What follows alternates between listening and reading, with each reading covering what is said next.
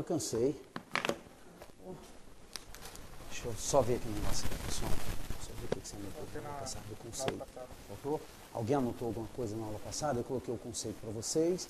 Deixa eu só ver se eu cheguei a colocar. Só uma questão que eu fiquei aqui na dúvida. Vou trabalhar um pouco isso aqui.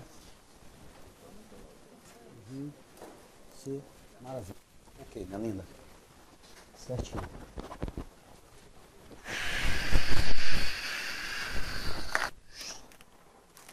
Então vamos lá, né, pessoal? Gente, a combinação de cor aqui é só mera coincidência aqui dos pincéis, viu? Não tem nada a ver, tá? Não quero informar nada com isso. Tá bom, meninos? Hoje é dia 27/2. Nós vamos falar aqui um pouco de geografia, né? Eu, para quem não conhece, eu sou o professor Rafael, tá bom? Boa noite novamente a todos vocês. Gente, na aula passada a gente começou a falar de território brasileiro, hoje a gente dá continuidade a tudo isso, tá, meninos? E aí a gente trabalhou a questão do conceito de território, né? De uma forma bem abrangente, mas a gente trabalhou o conceito e nós falamos das partes que compõem o território de um país, né? Vamos lá, só dar uma fortalecida rápida. Superfície, subsolo, espaço aéreo e mar territorial. Nessas partes, o Brasil exerce sua soberania de forma completa. Tá, meninos? E aí nós falamos um pouco sobre a Conferência de Montego Bay, de 1982, que foi ratificada pelo Brasil em 1994, estabeleceu, né, uma extensão a mais para o território brasileiro, onde exercemos nossa soberania compartilhada. Tá, pessoal? Não é soberania total, que é a zona econômica exclusiva e mais o pedido que o Brasil fez de extensão da sua plataforma continental. Tranquilo, pessoal? Nessas áreas, soberania compartilhada. E o que eu vou fazer? Eu só vou fazer uma pequena anotação sobre isso e aí a gente dá prosseguimento falando da localização do território brasileiro e algumas influências, tá bom? Diga, minha flor. A plataforma continental, ela inicia no ponto zero de profundidade, que é a praia. E ela vai até 200 metros de profundidade. Veja, ela não é uma medida linear superficial. Você entendeu? Eu não tenho uma medida padrão para a plataforma continental. A plataforma continental, ela vai acabar dependendo de como abruptamente o oceano vai afundar. Assim, ó, boa, é bom tirar dúvida, isso mesmo, tem que tirar dúvida. Então, por exemplo, continente, assoalho oceânico. Então, ó, essa parte mais rasa do oceano, pessoal, cadê a azul? Vou usar aqui uma cor para ficar mais correspondente. Ó, essa parte mais rasa do oceano, que está aqui, ó.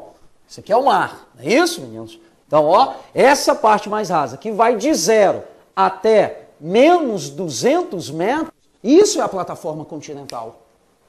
Tranquilo? Então, ó, isso aqui é o que a gente chama de plataforma continental. Essa parte abrupta do oceano é o talude oceânico. Então, olha só nesse caso, uma situação. Essa plataforma continental se estendeu quantos quilômetros? Se estendeu do ponto zero, que é a praia, até aqui, ó, X quilômetros. Tranquilo? Agora, e se o recorte, né, do relevo, se o assoalho oceânico em um outro lugar for diferente, por exemplo, for assim, ó, mar, plataforma continental, começa em 0 e até onde vai dar o quê? 200 metros.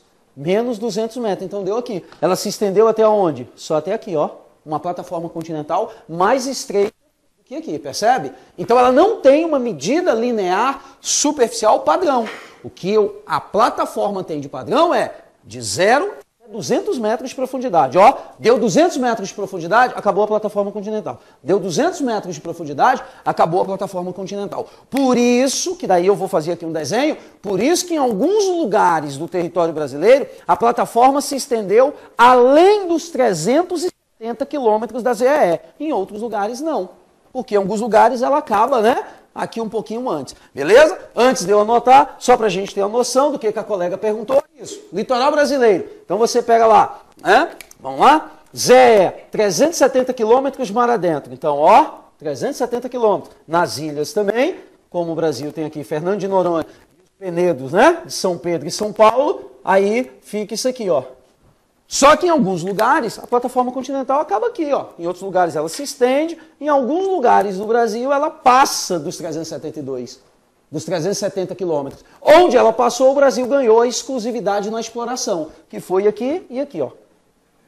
Nessa parte aqui também, ela passou dos 370. Aí o Brasil ganhou a exclusividade da exploração, que acabou resultando nisso aqui, ó. E foi o que nós trabalhamos na aula passada. Se você somar ZE, que o mar territorial está aí dentro, mais a extensão da plataforma continental, vai ser igual ao que a gente chama de Amazônia Azul. Tranquilo? Então ficou claro que a plataforma continental, a extensão dela depende da condição natural de cada lugar. Tá bom? Diga. Pode, ela pode acabar dentro do mar territorial, ela pode acabar um pouco além, antes ou depois dos 370 quilômetros, tá bom? Beleza? Tranquilo, pessoal? Alguém mais da aula passada ficou com alguma dúvida referente a isso? Não? Então vamos seguindo, pessoal. Então vamos seguindo, vamos lá. Vamos lá no nosso caderno, então, fazer umas anotações e aí a gente continua, tá bom?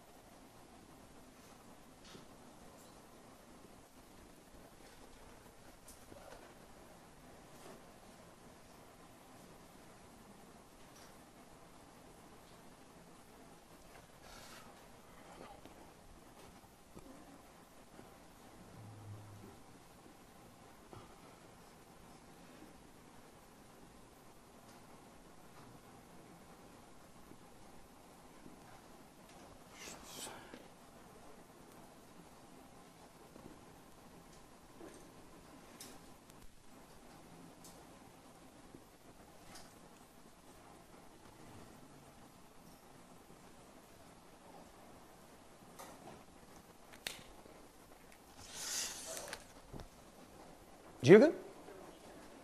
Pode fazer.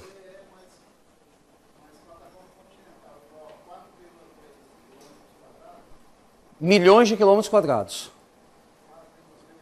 Milhões de quilômetros quadrados. E isso já contando com a extensão da PC.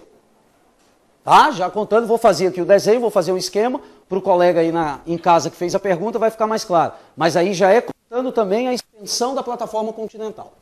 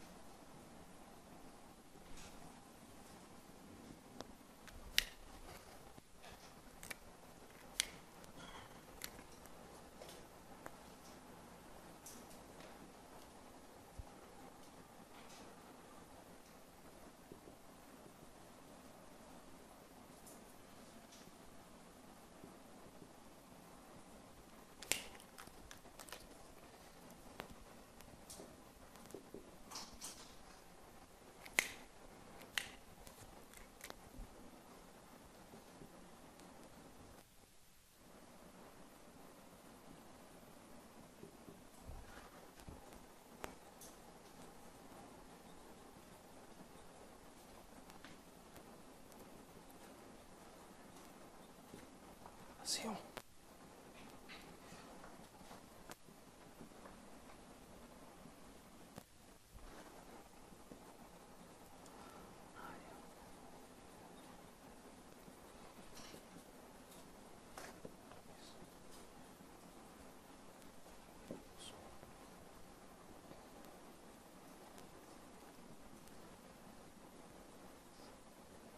Oi?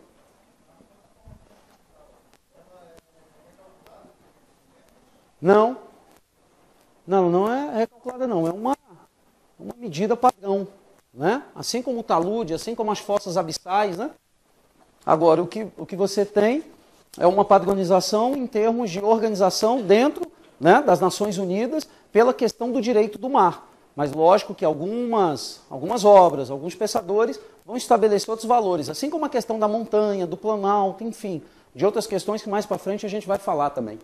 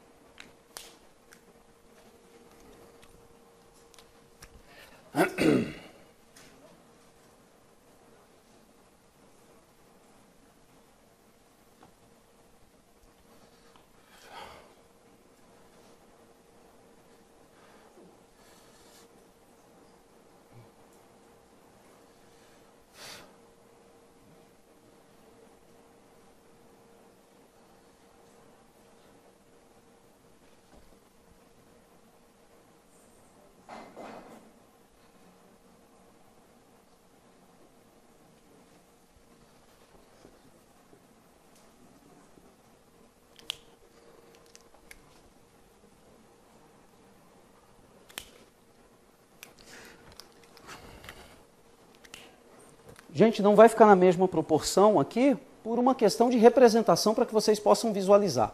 Tá bom? O que eu vou fazer aqui vai ficar um pouco fora de escala, porque senão a gente não consegue visualizar.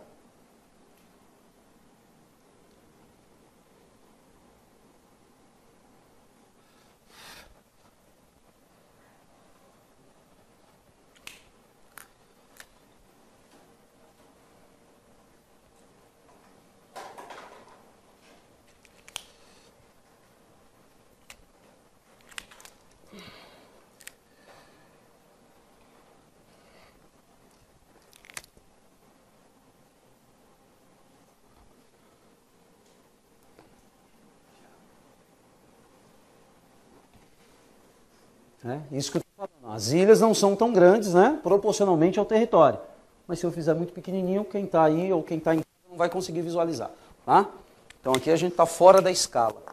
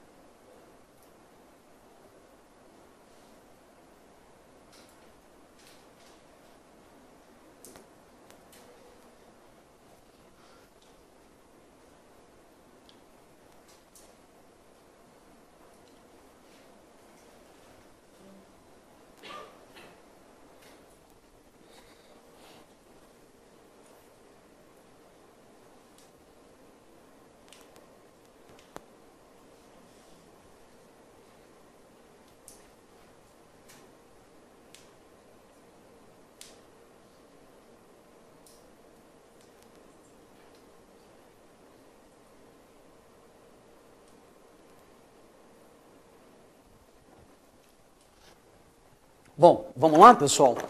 Gente, a ideia do desenho é até mesmo para que, né, a gente fazendo, a gente possa já melhorar essa coisa do aspecto visual. Lógico que o desenho não fica tão, né, perfeito, mas já dá uma noção para a gente. Vai lá, pergunta.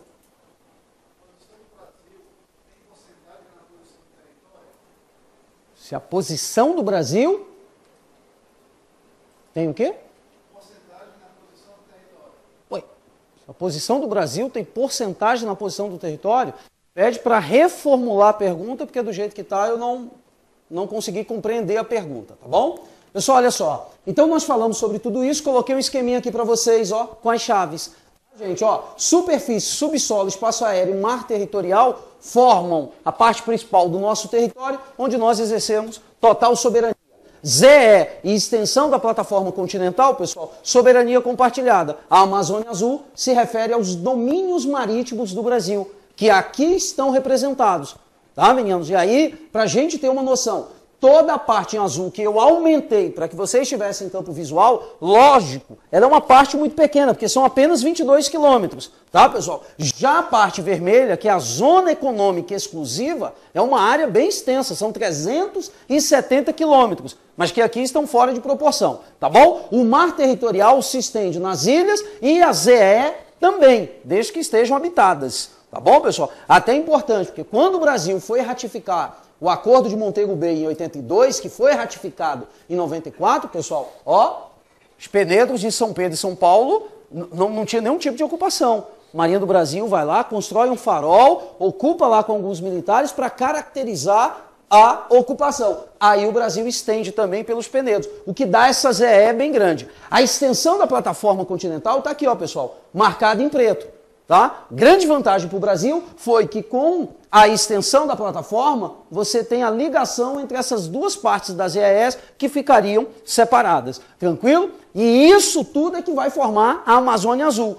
4,3 milhões de quilômetros quadrados. Aquilo que eu comentei, não precisa ninguém decorar o número, mas a gente tem que pensar esse número.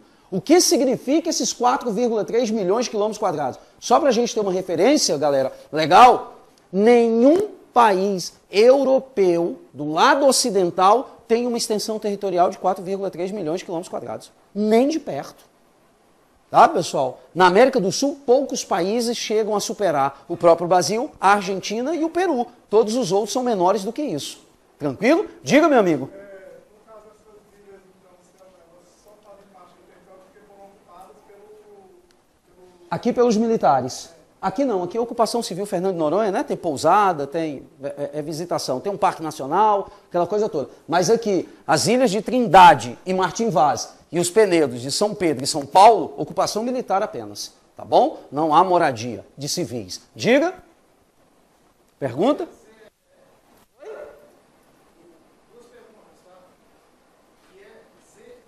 Zona econômica exclusiva, tá, pessoal? Aqui, ó. ZE, Zona Econômica Exclusiva. E, gente, importante, o nome já responde o que ela é. Tá bom? Assim como o mar territorial também responde. Beleza? Vamos seguindo. E aí o que acontece? Coloca esse esquema para dar uma ajudada aí na visualização de vocês e todos esses domínios marítimos, então, é que formam a chamada Amazônia Azul. Passando um pouco disso, então, que forma o território brasileiro, a gente tem que pensar duas características que são essenciais, tá, meninos? É a posição do território brasileiro e a dimensão territorial. A dimensão territorial nós falamos na aula passada, tá, pessoal? O quinto maior país do mundo, 8.515.000 quilômetros quadrados.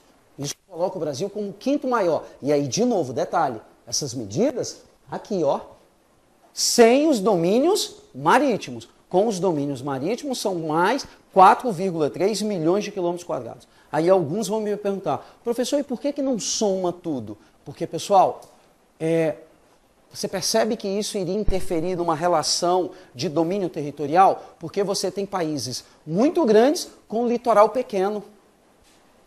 Em contrapartida, você tem países que não são tão grandes assim, mas que têm um litoral gigantesco. Pega o México, por exemplo. Não é um país tão grande, mas o lance é que ele tem litoral para os dois oceanos. Se você jogar a ZEE do México, imagina o tamanho que ficaria o México. Você percebe que ia criar uma relação desproporcional? Por isso que não se considera, tá? Dentro daquela lista dos maiores países, você tira os domínios marítimos. Tranquilo? Diga.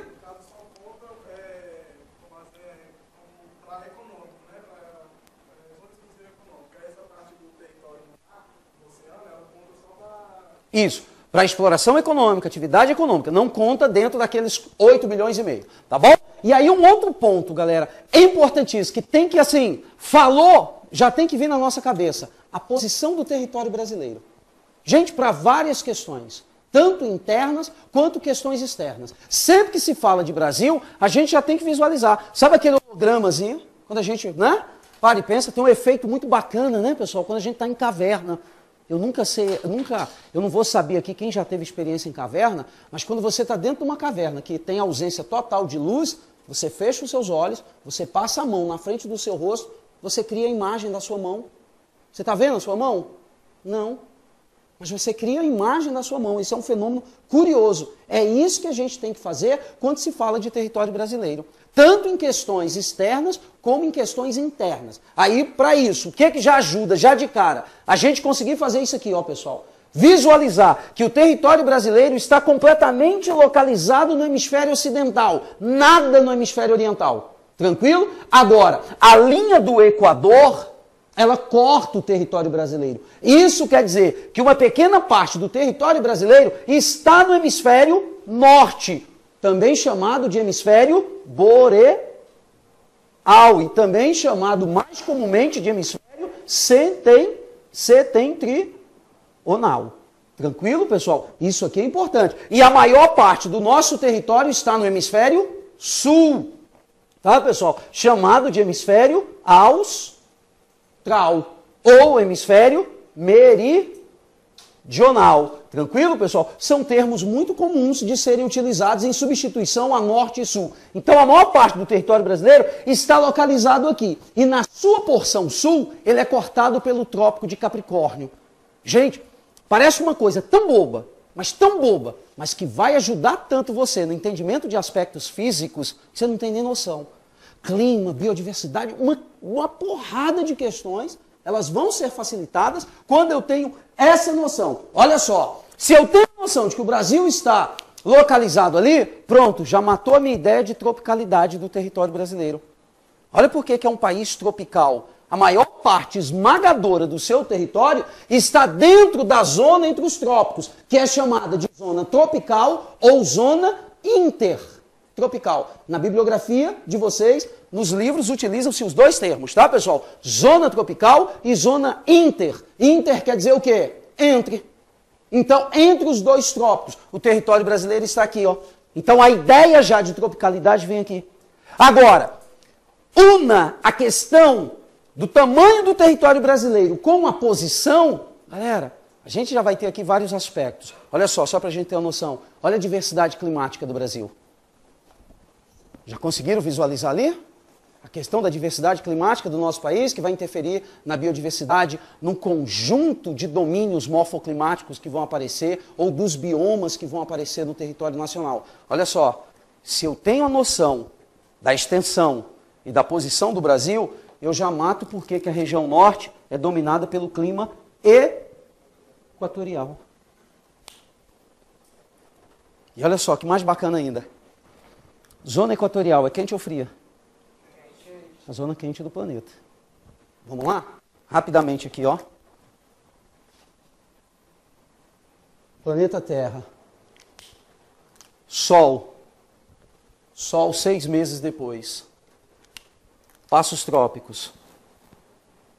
Círculos polares. Pessoal, olha a iluminação, a incidência de raios solares. Que o Sol é tão maior do que a Terra que eles chegam de forma, né, perpendicular ao planeta Terra. Pessoal, olha isso. Essa região do planeta está sempre sendo muito aquecida.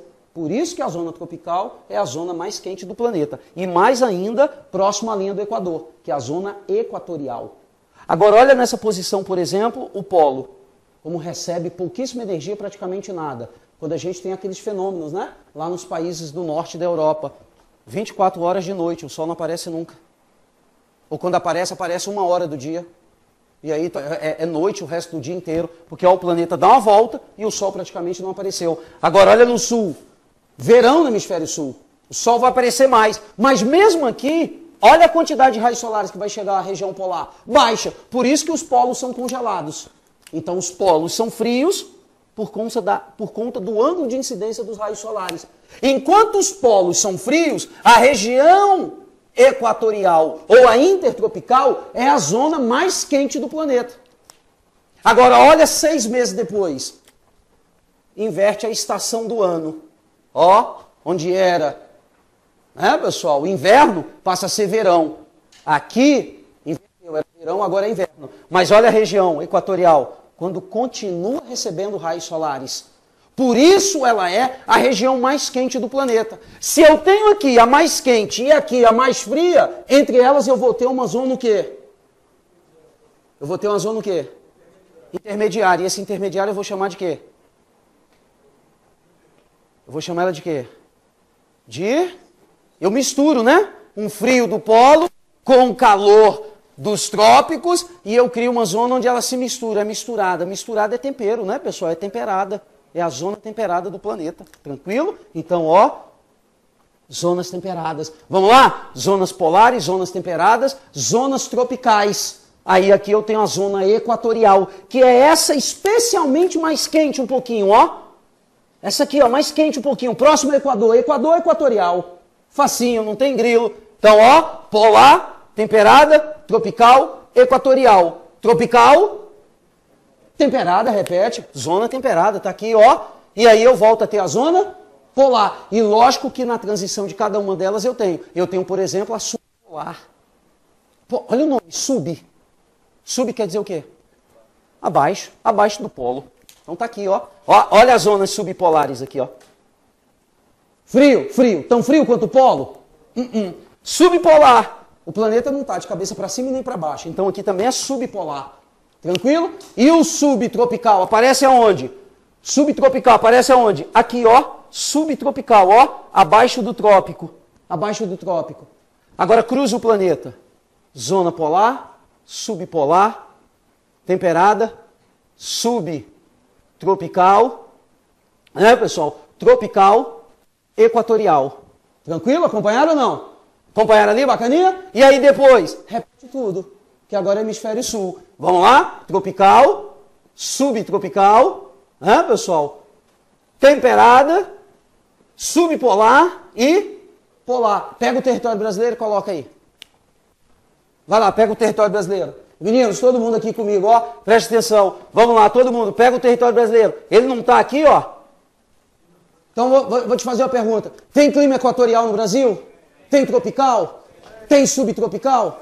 Pronto, aí é a origem da diversidade climática do Brasil, pô. Posição e dimensão territorial, acabou. Tem que decorar o quê? Nada. Ver, só tem que ver o holograma. Falou Brasil, projeta na tua cabeça. Professor, como é que desenvolve essa habilidade? Olhando para o mapa.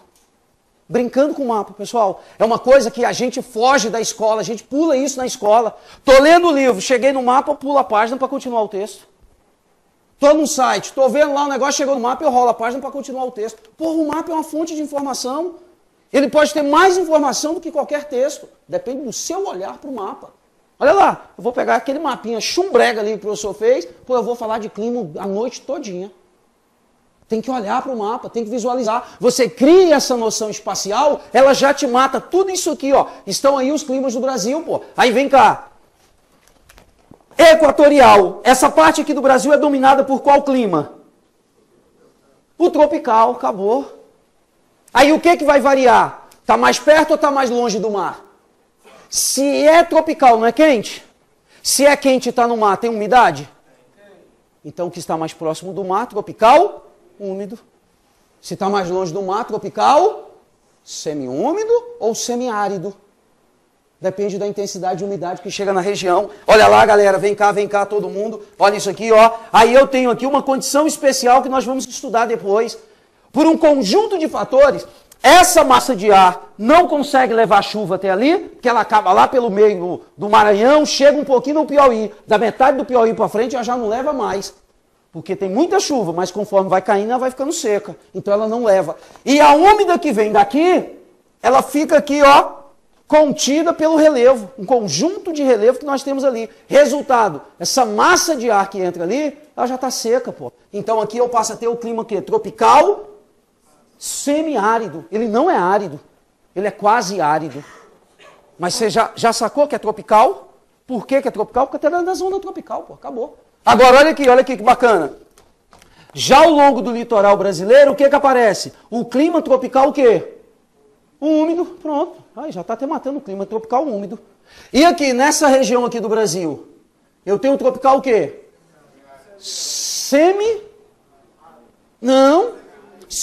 é a nossa região. Aqui é semiárido, é quase árido aqui. É, professor. Tem aquela época do ano que é uma secura desgraçada. É o nariz sangrando, né? É a meleca ressecada dentro do nariz, vai mexer, sangra. Gente, não, calma. 6 meses seco, 6 meses chuvoso. Então eu tenho equilíbrio. Tranquilo? Então aqui na nossa região tropical, semi-úmido, quase úmido. Não é úmido porque não chove o ano todo. Semi-úmido. Tá aqui, ó, você já matou 3 tropicais. Tropical úmido, tropical semiárido, tropical semi-úmido e já de quebra matou o equatorial, que ficou facinho. Todos eles são quentes. O que muda é a umidade.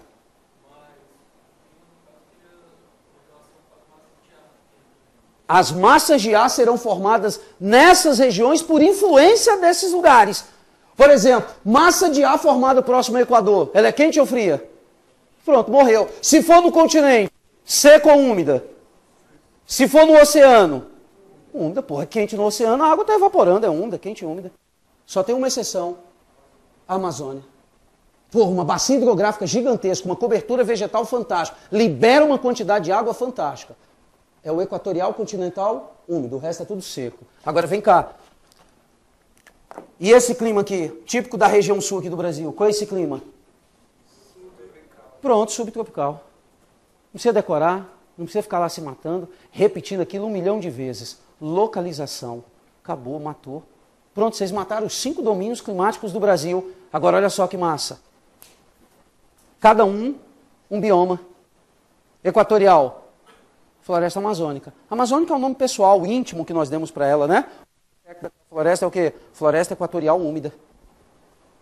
Aí tu pega uma prova dizendo que a floresta equatorial úmida apresenta uma elevada biodiversidade. Pô, tem energia, tem água, tudo que a vida precisa para desabrochar. Então a floresta equatorial úmida tem elevada biodiversidade? Olha só como fica facinho. Olha como esse negócio é fácil, pessoal. E só a posição. E a gente às vezes fica ali, ó, ao longo do tempo, se degladiando, tentando decorar essa coisa. Só um pouquinho. Se é muito úmida, a folha dessas plantas, elas são adaptadas para segurar água ou para perder água? Perder água, já tem muita água no ambiente. Por isso tu olha para aquela folha, chega a estar brilhando, bonitinha, enceradinha. São folhas glabras. Ela não precisa segurar. E outra coisa, a pontinha das folhas. Olha a pontinha das folhas nesse tipo de floresta. Ó. Opa, aqui eu errei aqui no traço, né, pessoal? Ficou uma folha esdrúxula. A pontinha é assim, ó. Pra quê? É um pingador. É para escorrer a água. E ela é lisinha, tu olha de longe, chega, brilha, né? Parece que alguém foi lá e deu uma polida na folha. Ah. Olha a adaptação. E eu não vou porque não é o assunto agora. Eu só estou te falando da posição do território. Você vai entender todas as características dessa vegetação. Agora só um pouquinho. E a Mata Atlântica? É uma floresta equatorial úmida? É uma floresta equatorial úmida a Mata Atlântica? É? Não. Ela não é equatorial úmida. E se eu te falar que é uma floresta tropical úmida? Sim? Qual foi o nome íntimo que nós demos para ela? Mata Atlântica. Mas ela é uma floresta tropical? E as folhas são assim também? A biodiversidade é alta? Lógico. Olha a relação. Só pela posição. Agora vem cá. Olha aqui. Tropical semi-úmido. Opa, semi-úmido. Tem um período que chove, tem um período que é seco. Então, isso vai refletir no tipo de vegetação? Vai. Vegetação savânica, tropical, semi-úmida. Só um pouquinho, ó. As folhas vão ser desse jeito aqui? Não. Olha aí um pau-ferro. Como é que é a folha dele? 2 características que já tem lá na folha do pau-ferro, ó.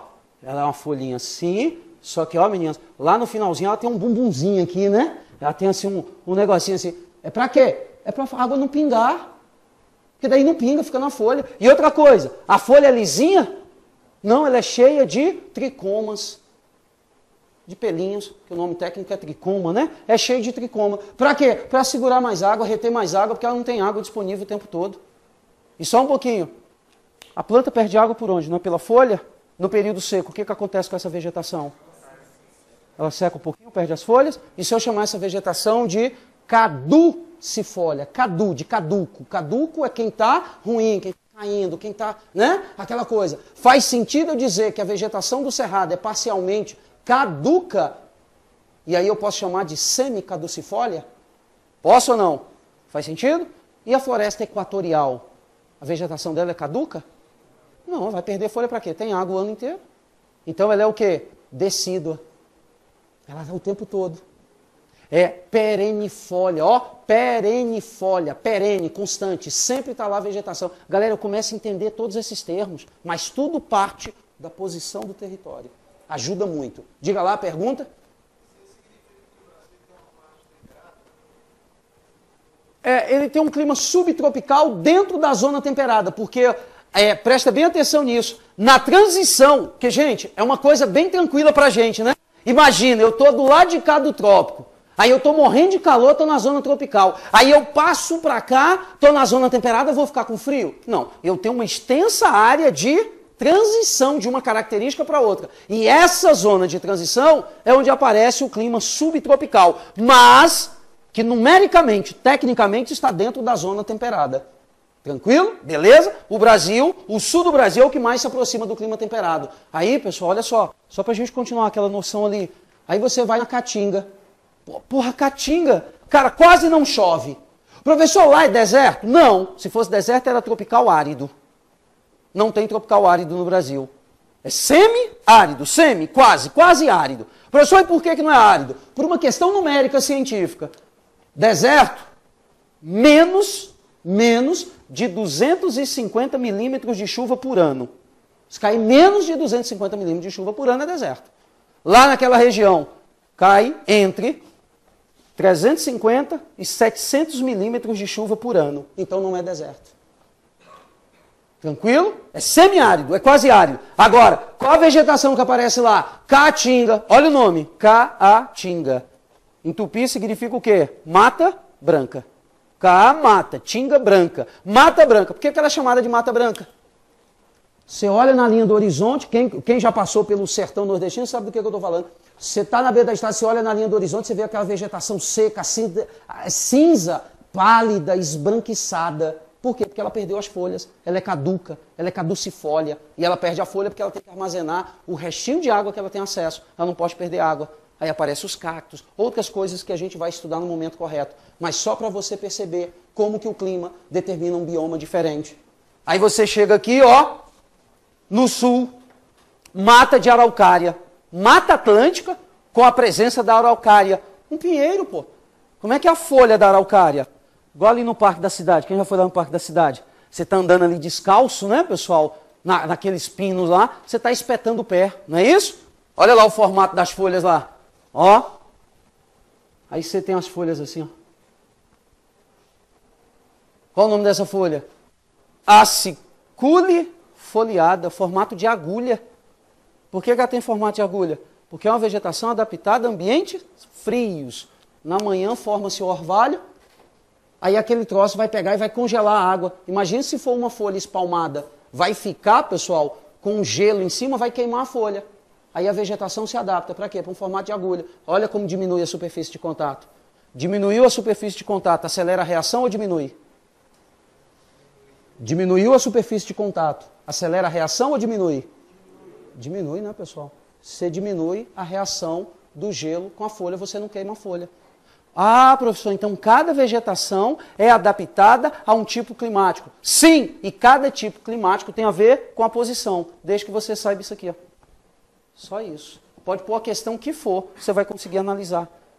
Tranquilo, pessoal? Ou não? Perceberam a importância de eu ter a noção da posição do território? Se eu consigo posicionar o território, galera, parte física vai ajudar e vai ajudar muito vocês num concurso como que vocês fazem. Que muitas vezes ele vai direto na questão. Uma questão mais técnica, uma pergunta direta, uma característica física. Existe muito, né, essas questões nas provas que vocês fazem. Então, ficar muito antenados nisso aqui. Agora, vem cá. Estou falando de diversidade climática. Mas não é só isso. Eu tenho que pensar de uma forma mais ampla, pessoal. Deixa eu apagar esses rabiscos aqui. Eu tenho que pensar. Gente, alguma pergunta? Tinha levantado a mão aí, eu deixei passar batido? Não? Então vamos lá, vamos seguindo. Vamos para a gente não perder tempo. Só temos 3 aulas para falar de geral de território. Então olha só. Ó, presta atenção aqui agora todo mundo. O que acontece? Quando eu falo dessas duas características, então, a extensão territorial do Brasil e a sua posição, eu tenho que pensar já em cara em vantagens e desvantagens. Tá? E aí eu vou lá enumerar. Quais são as vantagens desse território tão extenso e localizado daquela forma? Porque percebam, isso não é só a extensão do Brasil. Isso é uma conjunção dos dois fatores, extensão e posição. Olha só. Se o Brasil está nessa posição, mas ele é desse tamanho, ele só teria um tipo de clima. Só o equatorial. Tranquilo? Ou no máximo teria 2 ou 3. Se ele está aqui, por exemplo, né? Tranquilo? Então o tamanho influencia. Agora, se ele é muito grande também, mas está localizado aqui no planeta, ele também não vai ter uma diversidade climática tão grande. Canadá. O Canadá tem o quê? Clima polar, subpolar e temperado. 3 só. E o Canadá é quase que o dobro do tamanho do Brasil, né? Desculpa. A Rússia, que é quase o dobro do tamanho do Brasil, que também é a mesma situação. Agora, o Canadá, que é mais de 1,5 milhão de quilômetros quadrados maior que o Brasil, também tem 3 tipos de clima. E o Brasil tem 5. Então, vejam, não é só o tamanho, é o tamanho e a posição do território, tá? Diga. O Chile vai ter uma diversidade climática bacana. Mas por quê? Porque o que vai contribuir para a diversidade climática, show de bola a sua pergunta, é o quê? A questão da amplitude latitudinal. Justamente o que o Chile tem. Agora, pare e pensa um país como o Chile assim, ó. Aí ele poderia ter só um tipo de clima. Ou no máximo 2, uma região mais próxima do mar mais úmida, uma mais distante, mais seca. Tranquilo? Beleza? Justamente o Chile, pelo formato dele, mas ele tem uma grande amplitude latitudinal. Aí ele vai cruzar aquelas faixas aqui, ó, que eu fiz aqui do planeta. Tá bom? Beleza? Tranquilo? Então vamos lá. Pessoal, quais são as vantagens desse território tão grande que a gente pode de cara enumerar aqui, ó? Primeira delas, a diversidade climática. Diversidade climática. Agora temos que pensar, né, pessoal? Só citar diversidade climática não dá. Por que diversidade climática é uma vantagem? Pô, show de bola, meu irmãozinho, isso aí. É isso que a gente tem que fazer. Né? Não importa o tipo de concurso, o principal é parar e pensar. Porque com vários tipos de clima, a gente consegue desenvolver várias práticas agrícolas. Trigo, lá na região sul do Brasil, é plantado. Apesar do Brasil não ser um gigante, um produtor de trigo, mas o Brasil planta um pouco. Não o suficiente para abastecer o mercado interno, mas planta. Tá? Agora, planta café, planta algodão, cria isso, cria aquilo. O que muitas vezes proporciona isso, pessoal? A diversidade climática. É um grande produtor de frutas tropicais, de flores tropicais, exporta para vários países do mundo e isso afeta a economia. Tranquilo? Então a diversidade climática está aí uma grande vantagem. A diversidade climática também proporciona uma elevada biodiversidade. Gente, elevada biodiversidade é a diversidade climática e mais a questão da extensão territorial. O Brasil tem uma diversidade biológica fantástica. E detalhe, tá? Vocês não têm biologia, mas dentro da biogeografia tem que estar atentos para isso aqui, ó, pessoal. Elevada biodiversidade em todos os níveis. Todos os níveis. Professor, o que é isso? Gente, quando a gente fala de diversidade biológica ou biodiversidade, a gente está falando em 3 níveis. Genética, de espécies e de paisagens. Tranquilo? Olha aqui nossa diversidade genética aqui nesse momento, ó. Uma espécie só, Homo sapiens sapiens. Amplamente discutido pela ciência, né, pessoal, essa questão, né? Mas já mais do que martelo batido, né? Uma espécie só, Homo sapiens sapiens. Mas olha só a diversidade. Cabelo assim, cabelo assado, cor assim, cor assada, altura assim, altura assada. Olha a diversidade. Isso é biodiversidade. Que, aliás, é uma marca do nosso povo, né, pessoal? O brasileiro, ele não tem aquele tipo típico, né? Aquele cidadão típico que você olha para ele e fala, é brasileiro. Pelo físico, não. Você pode determinar pelo comportamento, né, pessoal? Não. Não, gente. Você está fora do Brasil, você viu o desgramado passar o pandeiro na mão, dá um negócio ali, um remeleixo legal, você vai brasileiro. Né? Você pode até errar, mas é o caminho. Agora, físico, não temos. Meu amigo. Pois é, a diversidade. Agora, por exemplo, você pega outros povos, um norueguês. Tu olha para a cara dele e fala, rapaz, é norueguês. Você pega o japonês, rapaz, olha ali o japonês ali. Cuidado para não confundir japonês com chinês, que dá um problema desgramado, viu, pessoal? Eles se odeiam, viu? Tu chamar um chinês de japonês ou o contrário, pro cabo te dar uns catiripapos no pé da orelha daqui para ali, viu? Cuidado. Mas tem essa coisa. Agora, gente, nós não. Diversidade genética. Agora, qual outro nível de diversidade? De espécies. Gente, floresta amazônica. A maior floresta equatorial do planeta, com uma quantidade de espécies que até hoje nós não conseguimos, pessoal, catalogar. Nem vegetal, nem de aves, nem de répteis, nem de anfíbios, nem de peixes. Galera, de inseto, então, nem se fala. Não vamos conseguir tão cedo, talvez nunca. Olha que biodiversidade fantástica. Aí você vai para a Mata Atlântica, explode. Você vai para o Cerrado, ao contrário do que muita gente pensa. A biodiversidade explode também. Quer dizer, olha como a diversidade climática também impacta nisso. E o território grande tem possibilidade de você abrigar tudo isso. Então está aí outra vantagem. Agora vamos parar e pensar. Qual é a vantagem de ter diversidade genética? De espécies e também de paisagens. Qual é a vantagem disso? Recurso genético, né, pessoal? Pesquisa, substâncias, fármacos. Quer dizer, olha o potencial que nós temos, mas que infelizmente no nosso país é pouco aproveitado. Né? Mais países criam patentes de produtos a partir de espécies brasileiras do que nós mesmos. Quem é que salva o Brasil ainda? Uma Embrapa da vida, as universidades federais, né, pessoal? Que ainda desenvolvem pesquisas que possibilitam tudo isso. Tranquilo, pessoal? Então essa é a vantagem da diversidade. Vamos pensar outro fator aqui vantajoso dessa questão do nosso território, pessoal? Concentração de recursos minerais. Concentração de recursos minerais. Pessoal, produto de exportação do Brasil número 1 é minério de ferro. E o Brasil ainda produz bauxita, produz cassiterita, produz manganês, produz uma infinidade de produtos. Nióbio, o famoso nióbio, né? Quase 98% do nióbio do mundo está no Brasil, só que a pena, de novo, né? Uma característica física bacana, mas que pouco aproveitamos. Temos todo esse potencial, mas basicamente exportamos tudo de forma bruta e depois trazemos de volta processado. Aí é que é o doído, né? Aí a gente leva lá para fora, os caras fazem ligas metálicas fantásticas, os japoneses, os alemães, os americanos principalmente, e aí depois a gente compra o produto caríssimo, sendo que a origem dele foi do nosso território. Exportamos minério de ferro para importar, né, ligas metálicas. Mas está aqui, é uma vantagem. Se aproveitássemos melhor, melhor seria, né, para a nossa economia. Só isso aqui, pessoal, não o abrigo de grandes bacias hidrográficas. Ah, pessoal, abrigo de grandes bacias hidrográficas. Gente, isso aqui é fantástico. Isso aqui é um potencial do Brasil que, pelo amor de Deus. Agora, de novo, qual é a vantagem de abrigar grandes bacias hidrográficas? A maior parte da bacia amazônica está dentro do Brasil. Tocantins, Araguaia, toda dentro do Brasil. São Franciscana, toda dentro do Brasil. Bacia do Leste, toda dentro do Brasil. Paraná Prata, maior parte, dentro do território brasileiro. Abrigamos 5 gigantes em termos de recursos hídricos. Agora, quais são as vantagens disso? Nosso colega aqui já matou uma das principais. Energia elétrica é a nossa principal fonte de geração de energia. Só isso? Não. Transporte, lazer, pesca, tá, pessoal? Irrigação.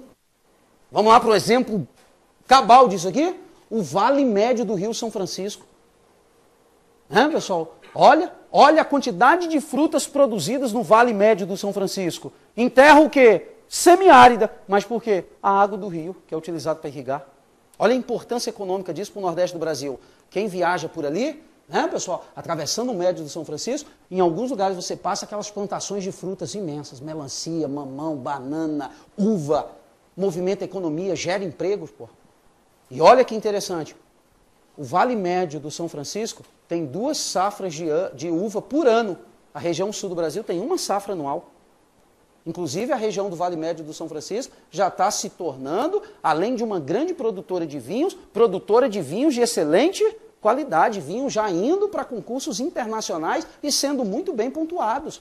Agora, tudo essa movimentação econômica depende do quê? Da presença do rio, tá, meninos? Então a gente tem que pensar nisso, nas vantagens das bacias hidrográficas. Só isso? Não? Vamos citar pelo menos mais um aqui para a gente finalizar legal? Galera, um país grande como o nosso, logicamente que depende de outros fatores também, possibilita extensas áreas para agricultura e pecuária.